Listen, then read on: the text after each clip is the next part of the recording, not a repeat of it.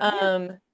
Okay, so PSA, everyone mute yourself, please. And if you do not want to be on the public recording, you can hide your video and then you will not be showing there. So, pro tip. It's also fine if you want to keep your video going. Totally, totally fine. All righty. I am going to share my screen. Carrie, can you keep an eye on the thing and admit people as they Absolutely. You know it. excellent. All righty. And then I'm going to enter full screen mode. Um, Show of hands, can you see the shadows and secrets established? Excellent. We are off and running. All right, everybody. Welcome to I believe this is our 11th webinar. Aha. Craft focused. And we are so excited to be doing these. I'm going to introduce us both in a second, but the topic today is interiority in mystery thriller and suspense. MTS stands for mystery thriller suspense. And we will have another one of these coming up in December, topic and time to be announced to our email list. So keep an eye on that. And that is just, by the way, where we will always have all of our communication. We do I would say like a 90% good job posting everything on Instagram as well. But if you're not on our email list, please join. Clearly you are, or you got forwarded the email because you're here today, but join us. All right. So who we are. I am Samantha Skal. I go by Sam, and Kerry Savage is my co-founder, and we are experienced book coaches. We both have a focus on mystery thriller and suspense, scary fiction, and horror. And we are both certified with Author Accelerator. And Shadows and Secrets is the company we founded as a writing retreat and online membership that because we wanted to be a part of a group like this. And so we decided to make it happen. And by shining our light in this way, you all have found us too. So welcome to the lovely place where weirdos who love dark fiction can hey hi on the internet. Who am I? I am a book coach, like I just said. I focus on mystery, thriller, suspense, and horror pretty exclusively. I have the occasional romantic suspense and fantasy person because I love both those genres too, but I do novel planning all the way through agent pitching. My superpower is twist brainstorming. It is my most favorite thing to do. I do it as often as possible, and it's the best. I am the executive director of Thriller Fest. If you do not come to Thriller Fest, I highly recommend it. I know I have a biased opinion because I run it, but it's also an amazing conference. And I am a previous Women's Fiction Writers Association mentor, and I used to co-direct Thriller Fest, and I used to run Pitch Fest at Thriller Fest. So really up in Thriller Fest business. Oh. I love cheese, and I am a super nerd for sourdough bread. And I did not get this on here, but I am also a breast cancer survivor. So yay for early screenings. Definitely do that. Okay. And Carrie, tell the people who you are. Hi, everybody. I am Kerry. I definitely have a mystery thriller suspense focus over the last few years, especially working with Sam and working with Shadows, and also because my second novel that I'm working on right now is a paranormal mystery, I think. Still kind of sorting out exactly where it's falling. But I do help novelists of many genres because I am a magpie and I literally have ADHD. So I have the squirrel attention span and I just love reading all different kinds of things. So I generally work with people from the planning stages all the way through revision. I do a little bit of pitch work every now and then, basically with folks that I've been working with because I know their books so well. My superpower is synthesizing plot and character and asking a ton of questions, which you either love or hate, and I totally understand either way. Like Sam, I also love cheese and good wine. It's sort of built into my life because my husband owns a wine and cheese shop. So I like to say I'm the QA tester, the quality assurance person, and it's a real tough job. I also did not successfully keep the rabbits from decimating my tomato plants. This is we did from a webinar in the summertime, and sadly, I got like 6 little grape tomatoes. They were Oh, delicious, but it was sad. So fresh tomatoes are the anyway, we best. move on. So it goes. Yes, it sure does. And welcome to October, everyone. Welcome to my Yeah, favorite, most of our favorite seasons, I'm assuming. It's now fall and it's wonderful. and it's spooky season. It is. Oh, there you are. Oh, we had a duplicate there. Sorry about that. Okay, so Shadows and Secrets, the retreat. We're very quickly going to explain what the retreat and the society are. Why the retreat? We focus on plot, not pages. That is what differentiates us. It is a VIP weekend designed to transform your work in progress from a vague idea to a roadmap. We just finished 2025. It was in a haunted hotel in Salem, Massachusetts, and it was incredible. The writers that joined us are all completely amazing, and we adore them. And we will be doing these every year. And 2026's will be announced sometime in the next month when we figure it out. So keep an eye on that if you're interested. It's in person. We do a lot of personal coaching. It's really fun. And we have a post-retreat brainstorming call where we touch base with you after. And then this is, oh my God, I'm so sorry. I keep clicking on the wrong thing. Okay. The society, Kerry, you want to talk about the society? Sure, yeah. So the Society is our online membership for MTS folks who are looking for a community of like-minded weirdos, as Sam said. We proudly both consider ourselves that. So say that with full of love and respect and all those things. As well as the coaching that we do, some craft instruction and more.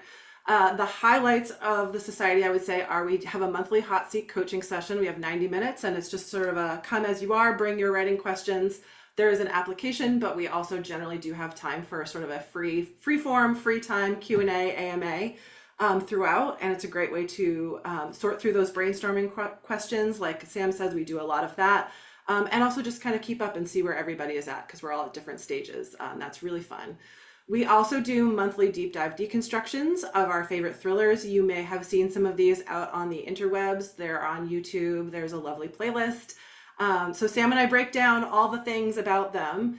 That is open to the general public. But then once we've done our breakdown, then we shut down the public facing piece of it and we have a lovely book club discussion, which is a lot of fun too, because everybody has got opinions. Some people love the books, some people don't love them quite as much, and that's fine. And that's what makes for the great discussion. So we also have like bi-weekly, semi-monthly, I never really know how to say that, write-in sessions. So just silent co-writing time. Access to all of these webinars, only a few of them end up being completely public facing forever, but if you're in the Society, you always have access to them. It is $49 a month and you can cancel at any time. We are very transparent and just want you to be happy and get lots of juicy stuff out of the Society. So we do. We love it. We love it. Yeah. Okay, so in the next 25 minutes, we are going to talk about what interiority is and why it's important. We're going to talk about using interiority to create tension.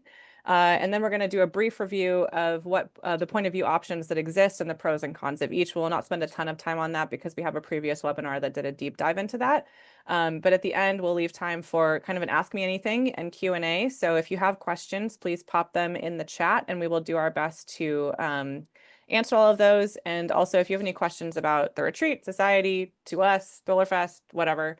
Kerry didn't mention, but she's also heavily involved in Thrillerfest. I sucked her into the Thrillerfest family. So yeah. All right, let's get going. So I like to start these off. We like to start these off by mentioning that mystery thriller and suspense as a genre is all about reader manipulation. The big thing I like to say about thrillers is that they are the villain's story as experienced by the protagonist. So kind of just let that sink in throughout this entire presentation. Twists are the reveal of an incorrect assumption that the POV character makes about what's actually going on. And then when the truth gets revealed about what actually is going on, it feels unexpected but logical and inevitable. So as you are writing, is there a way to play with reader expectations and assumptions about what's going on? Because again, twists are just assumptions, and the POV character is going to sit there and be like, I'm definitely going to focus on this thing and not that. And you, the author, have designed that because you're in charge of the characters and not the other way around. Point of view, POV, we'll be using POV for the rest of the presentation, so I don't have to keep saying that, is the character's view through which we, the reader, experience the story. So you can, I mean, we'll go into this later, but just keep all of these things in mind. Okay, what is interiority? Interiority is inner thought by the POV character. And when we say inner thought, we're not talking about like, like the italics that you have in between dialogue where, you might have like a single thought that bursts out. Those do exist and they are there for emphasis. Or if you've seen the classic movie View from the Top, emphasis. But this is that kind of like just rambling inner thought that translates the world for the reader. It lets us know what to pay attention to and why it matters to the character. So as your character is moving through the story, what are they noticing? What do they think about what's going on? What do they think about this dialogue that's being thrown at them? What are they thinking when they're about to say something? Explanation of the motivation for the action that the character takes is super, super key. We as readers crave knowing the why behind an action instead of just seeing the action. So instead of me getting up and, yeeting out of my tiny office here, I might tell you in my POV voice, like, oh, I can't do that because I am actively giving a webinar right now. So for me to do that would be a super nuclear option. And now you know that I'm not going to do it. But if I were to just get up and leave, you'd be like, wait, what's happening? Kind of a not great example, but you get the point, I think. Interiority, wow, is also what gets commonly referred to as voice, I think. That can refer to a lot of different things, but if you get that feedback from an agent, if you're querying that says like didn't connect with the character, or from readers, generally speaking, if you add more interiority, that's going to let the reader dive more deeply and feel what your character is feeling, feel connected to them, have them explain what's actually going on. Biggest thing here is that without interiority, description can fall flat. So we've all read books where, the character walks into a room and is like, I'm describing the room. I see this vase of fake flowers. I see this purse. I see my computer stand. I see my desktop monitor. I see this fan that's blowing on me right now. If you're just hearing that, you're super bored, right? Like you probably all tuned out as I was describing the things in my tiny office. So we need translation in order to understand that like the fan is blowing on me because it's hot in here, because it's a closed environment. And the fake flowers are nice because they don't die, because I don't like dead things around me, like most people. And if we're talking about what to be scared of, we might say like, I can't see what's on the other side of this wall behind me, but I frequently hear people walking back there. So that's super creepy. What the POV character assumes is happening, that's how you develop twists. Why the POV character is making the decisions they're making. This is reader engagement. This is why the reader can connect with the character and understand what's actually going on. And we like to say here, never assume that the reader understands the motivations of your character. Like this is what we call, Kerry, help me out here. The author, we think we know as the author what we're trying to say, but we don't actually get it on the page, so the reader can't understand it. Right, right, exactly. It's like because we know so much that we make assumptions that the reader is following along with us. And often when people are confused or they're not making those connections with characters, it's because we haven't zapped everything out of our brain onto the page that we need to in order to get that connection happening. Yes, well said. So, this is what beta readers are for. If you have a beta reader who gets through and they're like, I have no idea why this person did this thing, that's a chance to explain via an interiority and inner thought what's actually going on. Okay. Why is it important? It's how we misdirect the reader. So back to assumptions, and that's what creates twists. The inner thought is where we see those assumptions. So, I am assuming that I am safe in my tiny office. I am assuming that someone will not pop in here with, actually, I'm scaring myself. I'm not going to do that. I'm hiking in the woods. And I'm walking along and I think everything is great. And I have no idea that there's a serial killer behind that next turn, with nefarious intentions. And so my assumption is that everything is okay, but then I'm going to hear a stick crack. Then I'm going to hear, the birds go quiet, the insects go quiet. All of those things are going to be things I notice in my inner thought. And all of a sudden, you, the reader, are going to start feeling super freaked out because the character is feeling freaked out and wondering what's about to happen. And then I'll turn the corner and no one's going to be there because the serial killer has heard me coming and is circling around behind me. And all of a sudden, there you have a thriller. So the clues about what's really happening are on screen, stick cracking, birds going quiet, and either ignored or explained away. So in this example where there's a serial killer in the woods, why are they always in the woods for me? Red herring clues are going to be the focus. So the red herring in that situation would be, oh, there's just some hikers having lunch and they got quiet because they were listening to nature, but the birds also got quiet because they were wondering why the people were getting quiet, right? Like animals cue off of what's going on around them. And so I'm going to turn the corner and be like, oh, it was just the hikers. It wasn't a serial killer. Stop being ridiculous, Samantha. You're just hiking through the woods. There's not a serial killer. And then, of course, thriller. So everything's terrible. What the POV character thinks and feels, the reader is going to think and feel, so you can guide them in this way. So in this same way that I just explained, me, the hiker, is feeling freaked out, you, the reader, are also going to be freaked out because I am leading you on that journey. And again, I'm just going to keep saying this. Twists are just assumptions that are proven incorrect. So use the assumptions, and they must be logical. They can't be random, like, I'm going to assume that aliens will land in front of me. Like, why would I think that unless I have some sort of reason to be thinking, that that's going to happen? When I say on screen, that just means clocked on the page. So via the inner thought, via what I'm looking at as a hiker, I am looking at the fact that like I see a bird and it's doing this, or I see a squirrel and it's doing that, or whatever. And then I'm going to ignore it because I think that it's just freaking out. And if I don't have that, the reader will not be able to follow why the bird and the squirrel were freaking out because, of course, serial killer. So hopefully that all makes sense. Okay. I'm going to do an example and then Kerry's going to take over for a couple slides. So I wrote this yesterday. It's not my best, but it kind of illustrates the point. So an example of this would be, a description would be my wife's wilted plant sat on the windowsill. Great. What does that mean to me as the reader? If instead, this is what interiority would look like. My wife's wilted plant sat on the windowsill. I hadn't watered it like I'd promised her I would, and now it looked half dead. I wondered if my domestic failure would distract her enough that she wouldn't notice the missing knife I'd taken from her knife block, the knife I couldn't return because it was covered in blood. I wondered if she would ever forgive me for what I'd done to protect her. All of a sudden, you're like, whoa, dude, like what's going on there? I am hooked, right? So it's not just that I'm noticing the wife's wilted plant, it's that I'm translating that and letting you know why this matters to me and injecting a little bit of lovely backstory. All right, I want to take over for the rules, Kerry. Sure. So yeah, there are a few rules that we want to make sure that we don't break. And I think the most important one is the one that we have highlighted right here in the first one, which is that POV characters cannot lie in their interiority.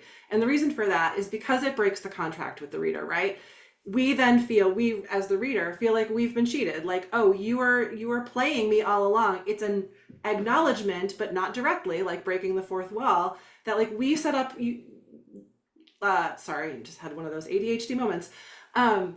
There is a contract that is established between the author and the reader. So when a reader picks up a book, they have certain expectations. And one of those is that like you're teaching us how to read. And if you're giving us the character that you're indicating to us that we are supposed to follow through on this journey, there is a trust that is established, and the lie breaks that. So that is a really great way to have someone toss your book across the room and not in a good way. Exactly. Sometimes you can toss a book across a room because you loved it so much and you can't believe it's over, or they pulled off a fantastic twist or something like that. We want those kinds of book throwing, not the kind of book throwing that is going to make someone mad and post a nasty review and say, like, never read this person's books again. We don't want the reader to feel cheated, and that is the result. So strongly, do not recommend, do not do. However, what they can do in POV characters can do is they can withhold information, right? So if you're crafting this through, and especially if you have multiple POV characters in your books, what people know and don't know, you can't lie to the reader, but you can not tell them things right away. You can give them shades of the truth, so that in the end, when the whole truth is revealed, they're looking back and they're satisfied because they see the seeds that you planted along the way. But they're not mad because they're like, oh, all of this makes logical sense. As Sam has kept emphasizing for good reason, everything needs to make logical sense. So when you're shading these reveals, shading the truth, withholding information, that is like fun misdirection that you can play with. It's not the lying though. A great example of this is The Cloisters by Katie Hayes. If you haven't read it, we both recommend it, I believe, and we did a deep dive on it because we liked it so much. So she does an excellent job with toying with how much is revealed. The POV character, which I believe is first person, if I'm remembering correctly. Yeah, that tracks. Yeah. So that's a really good book to use as a mentor text for looking at how to do that well. These POV characters though, of course, can lie in dialogue, because when they're talking to somebody else, they may want to be misdirecting somebody or not telling them the whole truth for one reason or another. Maybe they don't trust them. Maybe they don't, feel like they're safe or any other delicious, suspenseful reason. And that's a really fun thing to play with as well, because you can contrast like the reader in the head of the POV character knows things because we were in their brain with them. And then to see them lie to somebody else, that is a delightful upping of tension or stakes. Because, like, maybe we know why they're lying, maybe we don't entirely quite get it yet. But we know, like, there's tension inherent in a lie, right? There's suspense in the lie. Why are they not telling them? Or, like, oh, they are. I know that they're not telling them for a reason because they're in danger. This person isn't safe or they don't trust them. So that's a great technique to play with that way. It's great. I think one of my favorite editor things is I'm a big proponent of like just said, asked, those are the two options for Yes. dialogue tags. But she lied is one of my most favorite like little zinger dialogue tags that you can put in. Okay. It might stop somebody, but in the good way. In the good way. In the good In the way. good way, Yeah. instead of making them pause and go, oh. Yeah. Yeah. Okay, so how do we use interiority to create tension? Um, so the first thing is being intentional about your choices with your point of view characters. So multiple POVs can increase suspense. So if you have two POVs and one of them is, I'm in the kitchen, I'm making dinner, something is tickling the back of my neck because I feel like someone's watching me, but stop being crazy, Samantha, you're alone and there's no serial killer. And then you switch to chapter 2, POV from outside. Kerry is watching her target standing in the kitchen making dinner. Sorry, I just made you a serial killer. She's thinking about how she's going to break in later when I am asleep. Super creepy, right? Raises the goosebumps. And so the reader knows what's going on, right? The reader knows more than POV one, like our main character, because they're in first person. And we're extremely engaged. We want to know what's going to happen. Um, just be very careful about this because if you have a single POV and we know, per the example about the lying, that this person is lying to character two, this person who doesn't have a POV, without a point of view for character two, we only know what our person who's guiding us through the story assumes about character two. And so they might be wrong, right? They can make logical assumptions about motivations, which again is all a twist is. And it can be a great setup for a twist if we learn that the other character is also lying or was lying for good reason, and had different reasons for doing what they were doing that the POV character had no idea about. That's a twist. However, if you have dual POV and we know that both of them are lying, the reader now knows that both are lying. And that can be very interesting in a different way, right? That the reader is hooked by like, how is this going to go down? Very common in psychological thrillers, domestic thrillers, those thrillers where you have, usually it's like partner one and partner two, and they both think the other one's trying to kill the other one, or maybe one is and one isn't. But we're seeing as the reader what's gonna, what each of these people wants, and so there's a lot of suspense there because we don't know what's gonna happen, but we are still very, very engaged and we feel a lot of tension. So it's not the same kind of twist where we learn that someone has made assumptions and, we the reader and we the person leading us through the story are surprised by that, but we do have a lot of juicy tension still. Kerry, you want to take this one? Sure. So yeah, when you're making these kinds of decisions, and as I think both Sam and I like to say, there are no right or wrong decisions when you're, asking yourself these questions. It's always comes back to what serves the story, and that's where these what ifs come in, right? So ask yourself, what if, when you're looking at your characters and deciding whose POVs you want to employ or don't employ. If you gave this person a POV, what does it bring to the story? How are you shaping the story by bringing this POV into it? What kind of effect does it have on the overall flow and how you're deploying these juicy, suspenseful moments? Does it maximize the reader experience, or frankly, like, and we do see this and are guilty of doing it in our own work, is it just a way for you as the author to like get over a tricky hump that you can't quite figure out how to solve? So you're like, oh, I'll just put in the killer's POV here because that will solve my problem. Generally speaking, when that is the issue, that's not going to be the best solution. So we don't necessarily recommend, at least without some very thoughtful working through of like exactly how is it serving the story, right? If you don't have a POV for a particular character, are you increasing the suspense and the twistiness because we're not hearing from them into the end when everything gets wrapped up and the story is like, or the mystery is unfolding and explained? And that way we have those unsuspected or unexpected moments at the end where we're like, oh, okay, now it's all come together. Or is it that other kind of tension that Sam was talking about where it's, you're building off of these dual POVs and there's the suspense of who knows what when and when are they all going to learn it versus like having those gaspy, twisty moments. So those are sort of the trade-offs that you're juggling. Again, no right or wrong answers, just as long as it serves the story. And to make sure that each POV moves the story forward. This is a huge piece of what we're talking about when we're saying serve the story, right? Because if you have a wildly vast cast of characters, it can get really confusing for your reader to track because every time we are given a named character, even if they're not a POV character, we expect, like, that's a signal to the reader too, right? And it's part of that contract that you make that if you are, this person is important enough to have a name, then I need to pay attention to what happens when they're on screen or on the page. POV characters doubly so because we actually spend time in their heads.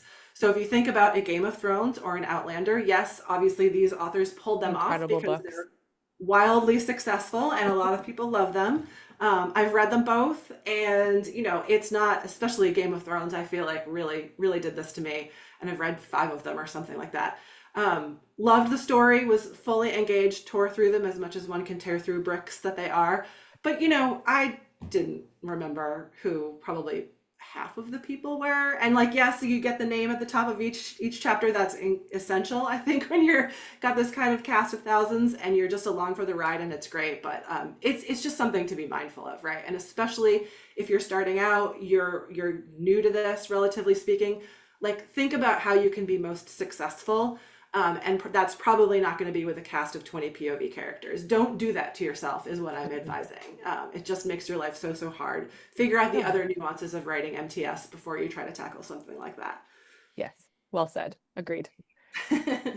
Okay. Point of view options and pros and cons. Here comes the octopus I know what's and my prop. Okay, yeah. so the way that I like to describe POV is I like you to think, would like you listening here to think about POV as an octopus alien, this guy. And this is the filter through which the reader experiences the story. So I'm just gonna do this. First person, the octopus is like on your face. It's like this, right? It's breathing for the protagonist, or the POV character, if you can have first person that's not the protagonist, although it's a little unusual. What the protagonist thinks and sees, because it's, you know, it's in my head, these tentacles are like in my brain. It sees and thinks, right? We're completely connected. There is zero filter. It is very engaging for the reader because we forget that we are not the protagonist or the POV character. So we are like in it, right? So that hiking example, you are on that hike with me and you are also terrified of the woods. So welcome to my world. Third person, it's like on the top of your head, kind of like here. This is also called close or limited third, I've seen recently, and it's been there for the whole time, but like third person, the way we refer to it is close or limited third. Can't independently, it can't do this, right? It's not moving around. It's just, it's attached to me still. And what the POV character sees and thinks, it's also going to see and think because its little tentacles are again in my brain. But it doesn't have any agency of its own accord to like turn around and look behind me. Omniscient, I'm going to shrink down now.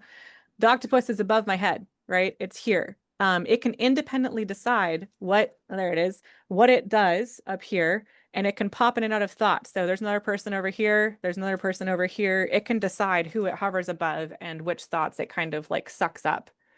Mess up my hair. So very different, right? And you can see that the filters with all of these are going to be very different for the reader, right? So first person, zero filter. Third person, which again, close or limited third, there is a little bit of a filter because we're constantly reminded we're not I, it's she or he, or, you know, Brad thought Susan did this. Omniscient is always going to be like Susan thought Brad did this thing. Is there an example of an omniscient first person? That just occurred to me. I There don't think wouldn't so. be. No, there wouldn't be because No, no, there couldn't it's be. always Right. hovering, right? Yeah. I mean, maybe Anyway, there's an example of someone back in the day who wrote a novel in from like a god's eye point of like they are the god yeah, down. I've not read it, but I wouldn't be surprised yeah, if someone attempted it. yeah, yeah. So that's the octopus alien. And most commonly in modern thrillers, we're seeing much less omniscient. We have seen it a little bit. It might like pop in and out, like, you know, as a epilogue or a prologue or something. But most common right now is first and third, and I would say that that's what's what's expected. Of course, you can do whatever you'd like. It is what suits your story is the answer to all of this. So rules here.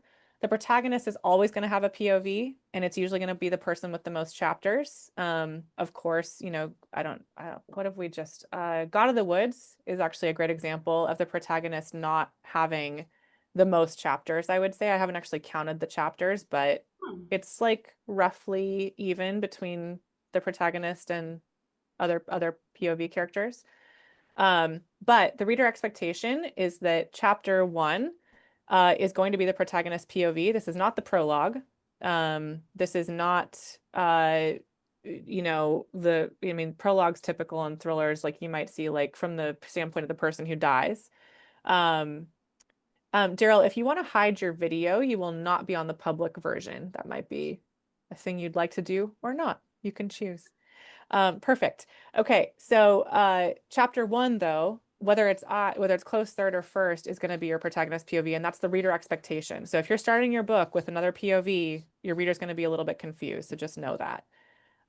Generally, POV matches a character throughout. Switching from first to third for the same character risks reader whiplash, along with being potentially confusing.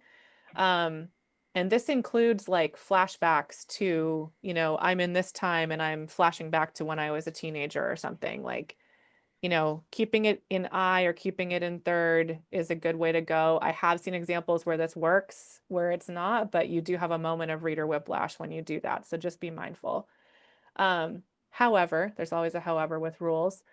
Playing with expectations, reader expectations that two POVs are different people can create a wonderful twist. My most favorite recently is Riley Sager's Middle of the Night. That was the one where I'm not going to spoil anything. It's just there. So read that book. Riley Sager is amazing. Anything to add, Kerry, to that? No, I was trying to think if I had another good example too, but that's a good one. Yeah, no, nothing to add. Okay, Good sweet. job. Yeah, thanks. You want to take this one? Sure. So, story goals. Think about these are the kinds of things that we want you to think about as you're planning, as you're drafting. Things can change. I wrote an entire novel in first person, and then it's like draft 40. I switched it to third person. So, things can change, and that's fine. Again, we just always want to serve the story. But think about the kind of expectations for the genre that you're writing in. So thriller, we're seeing more and more of this. I think that multiple POVs are common, often can be a mix of first and third, sometimes omniscient, but very sparingly. And this is a great example that we did a deep dive on, The Drift.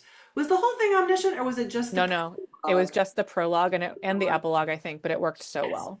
Yeah, it really did. That prologue is like absolutely one of my favorite prologues ever. It's so delicious. So creepy. For suspense, especially psychological suspense, again, the dual POV is common because we're seeing these two people who are being like playing against each other and developing suspense that way. Both can be in first person, both in third person, or first and third. I don't know. For some reason, the last Mrs. Parrish just popped into my head, where you're in an extended. I think it's 3 parts. You're extended in one character's POV for the first part. The same thing for the different POV character, and then you go back to the first POV character. They are all in third, I believe. Don't quote us on that. Sorry, I can't remember. I know. I've read that book like 3 times because I love it and think it's so well done. But those kinds of things fly out of my brain too. So. Very, very well done. That is another masterclass in how to do dual POV well. And also not the expected switching necessarily back and forth. That is absolutely something that you can do, alternating POVs that way, but she really like stuck to it in these big chunks, and it worked so well. For mystery, it's commonly in first person because we like to follow along with the sleuth and be in their brains. That's just something that is developed, but you absolutely can do third person as well, third person close or limited. It can be a mix. Just a way to get at which decision feels right for you is, what do you want the reader to feel? As Sam was, so beautifully demonstrated with the lovely octopus on her face and on her brain, is there's, a certain closeness that you get with first person, a certain immediacy that is present, that somehow you get a little bit of a gap that develops when the octopus moves to the top of your head. And I'm not entirely clear on why that is, because it is still the same, I did versus Kerry did, like you're still in my head either way, but that little just step back, half step back, maybe even in using the name rather than the first person pronouns, just gives a little bit of psychic distance there. And that's not a bad thing. You know, we really like one of the beauties of MTS is the immediacy of it and how it keeps us up at night turning the pages when the author has built in really juicy suspense. And I think that we automatically assume that first person lends itself to that really nicely, and it does, but it can certainly be done in close third, and done very, very well. As you know, just take a look at your bookshelf, like throw a dart, pick out the book. If you don't happen to hit a third person close third POV, like try again. There are plenty of them out there. So yeah, what do you want the reader to feel? How close do you want them to be? Do you need that little tiny bit of breathing distance that might feel right for you? Very well said. All right. Fun exercise. I know we went way longer than 25 minutes. Sorry. We love talking about this. We want you to picture your opening scene. I do this whenever I'm kind of story originating about what I want to do. There's always a dead body because that's the kind of stuff I love writing about. And then I picture like who's there. So there might be a detective. There might be a plucky amateur sleuth, which is usually how I end up going with it. The person who found the body might be a killer watching behind a tree because apparently we're hiking again. Might be a nosy neighbor, another hiker, might be a crime scene tech, might be something else. I don't know. But I like to sit there and think about how each of these POVs and write a couple paragraphs from each of their perspectives. And I play with first and third. So am I writing first past? Am I writing first present? Am I doing third past, third present? And past tense and present tense do not indicate that, it's happening in the past or it's happening right now. It's just a choice that you can make despite the confusing terminology. And they have different feels, right? So it's like I look versus I looked, right? It's, very similar. And then you figure out who shouts loudest to you. So sometimes when I've done this, I've been like, wow, the protagonist here is actually the nosy neighbor. It's not the plucky amateur sleuth. She finds her to be very annoying. Or it's the crime scene tech or whatever. So it's just a fun exercise. It can help you kind of figure out who your people are and who deserves to have a POV. Yeah. Okay. And then our final reminder, like we always do, don't compare yourself. Books in the bookstore did not just spring forth to be completely perfect and wonderful and published. They went through years and years in a lot of cases of going back and forth and editing and revision. And then once they get into the publishing world, they go through 17 pairs of editorial eyeballs and more opinions. So it's really just not a fun exercise or a recommended one to ever look at a book on a bookshelf that seems so perfectly plotted and tight and everything kind of just slots into place and then be like, my work in progress does not match that. Of course it doesn't. It takes time and effort. This is hard. We have all chosen things to do. Like we do this because we love it and not because it's easy. So don't compare yourself. All right.